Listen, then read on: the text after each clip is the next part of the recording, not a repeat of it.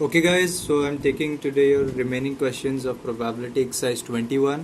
Question number 7, 8 और 16 बच गया था। इसके मैंने बोला था कि ये थोड़ा सा डिफरेंट टॉपिक है, अलग तरीके से करना है, इसलिए इसको साथ में कवर नहीं किया था। यहाँ पे मैंने ये सारे क्वेश्चंस, क्योंकि 7th, 8th और 16th रिलेटेड हैं एक दूसरे से, तो मैं सारे क्वेश्चंस एक साथ ही ले रहा हूँ।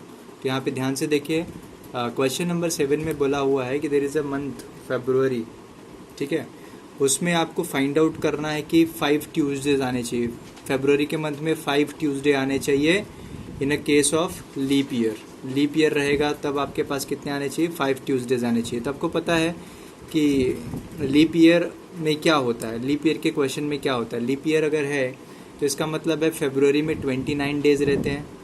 लीप ईयर में कितने डेज रहते हैं? 29 डेज रहते हैं।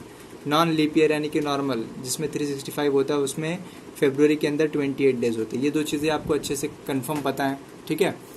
अब देखिए क्या होता है, हम लोग यहाँ पे एक कैलकुलेशन करते हैं कि सपोज अगर first day of the February is Tuesday, तो ट्यूसडे कब कब रिपीट होगा? एवरी 7 डेज रिपीट होगा वो। तो फर्स्ट के बाद 8th पे आएगा, 8th के बाद 15, 15 के बाद 22, 22 के बाद 29 पे आएगा ना, यस और नो।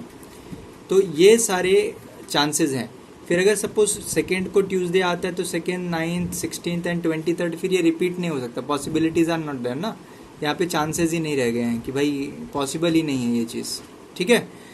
तो ऐसे ही करके आपको समझना पड़ेगा कि यहाँ पे 29 तक अगर फर्स्ट से स्टार्ट होता है तो 29 तक में वो 5 बार जो है रिपीट हो रहा है। कौन? ट्यूसडे रिपीट हो रहा है, ठीक है। तो अपने को 5 टाइम्स आना चाहिए, कंपलसरी है। तो इसको करने के लिए, इसके कैलकुलेशन करने के लिए हम लोग क्या करेंगे, there are 29 days in February month, लेकिन 7 डेज होता है एक वीक में। तो हम लोग सबसे पहले चेक करेंगे कि कितना वीक आएगा। क्यों हम लोग वीक चेक कर रहे हैं कि कितना वीक आता है 29 डेज में? क्योंकि हर वीक में एक ट्यूसडे रहता है, तो जितना वीक आएगा उतना ट्यूसडे तो रहेगा श्योर, ठीक है। तो हम लोग ने क्या किया, देखिए 29 डेज हैं। 29 डेज को जब मैंने 7 से डिवाइड किया तो हमको मिला 4 एज अ क्वोशंट और 1 एज अ रिमाइंडर। मतलब 29 डेज, अब देखिए ध्यान से, 29 days can be divided into 4 weeks plus 1 day. अब समझो, 4 वीक्स प्लस 1 डे। अब 4 वीक्स में 4 ट्यूसडे तो आएंगे, बराबर। तो 4 ट्यूसडे तो मुझको मिल गया। अब एक और ट्यूसडे मेरा बच रहा है, वो चाहिए, और वो है ये सिंगल डे पे, ठीक है। अब ये सिंगल डे पे वो ट्यूसडे आने के चांसेस कितने हैं? क्योंकि वो ट्यूसडे भी हो सकता है, मंडे भी हो सकता है, वेडनेसडे भी हो सकता है, फ्राइडे, कुछ भी हो सकता है, ठीक है ना। तो 29 डेज में जब 4 वीक लिया तो 4 ट्यूसडे तो मेरे कंफर्म हो गया, लेकिन एक ट्यूसडे मेरा अभी बचा हो, क्योंकि मुझको 5 ट्यूसडेज चाहिए। बट डे है अपने पास एक, मतलब कंटेस्टेंट है 7 लोग हैं वो एक दिन पे आने के लिए। मतलब वो कुछ भी हो सकता है ना, इट इज नॉट नेसेसरी को ट्यूसडे रहेगा। Tuesday, Wednesday, Thursday, Friday, Saturday, Sunday, Monday, कुछ भी रह सकता है। तो ये 7 डेज हैं जो ये एक दिन के लिए एप्लीकेशन दे के रखे हैं, लेकिन इनमें सिलेक्शन किसी एक का ही होना है। तो चांसेस कितने हो गए यहाँ पे? चांसेस हो गए 1 आउट ऑफ 7। एक जन का सिलेक्शन होना है आउट ऑफ 7। तो ये हो गई इसकी प्रोबेबिलिटी। समझ में आया ना? सिंपल है।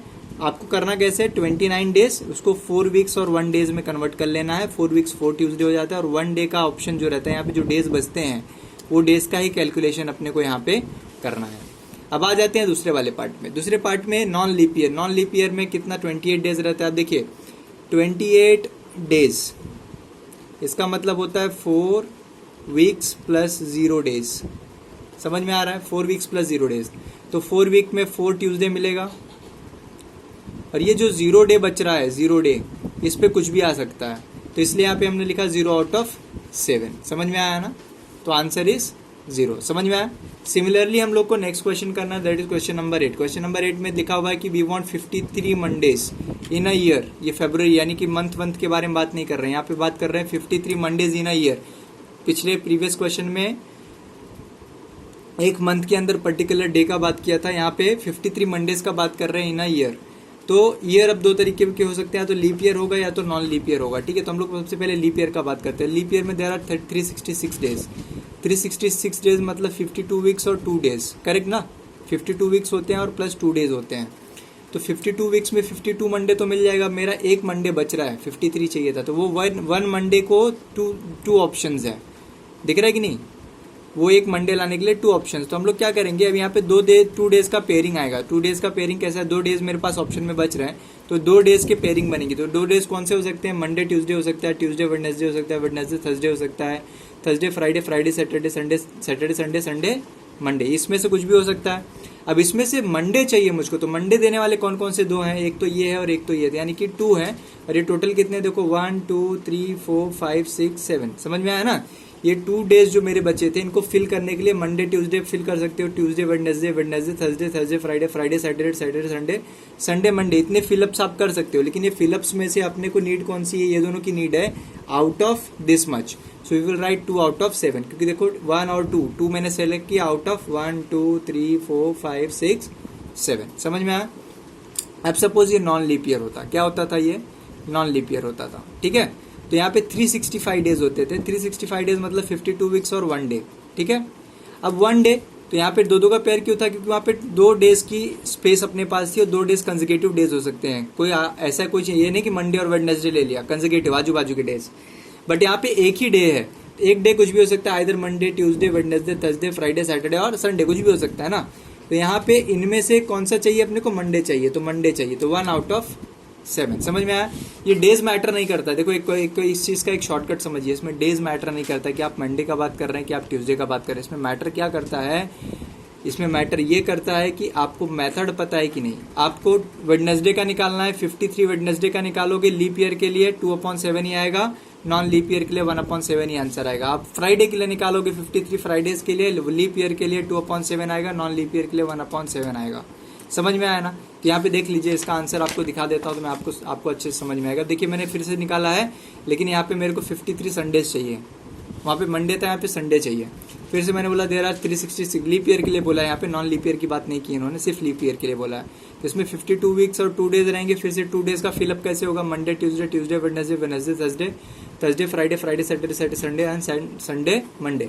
अब इसमें से मेरा नीडेड कौन सा है, संडे चाहिए मेरे को भाई, संडे यहाँ पे मिल रहा है और यहाँ पे मिल रहा है, तो 2 आउट ऑफ 7, देखो सेम आंसर आ गया, कुछ डिफरेंस नहीं आने वाला है, समझ में आया।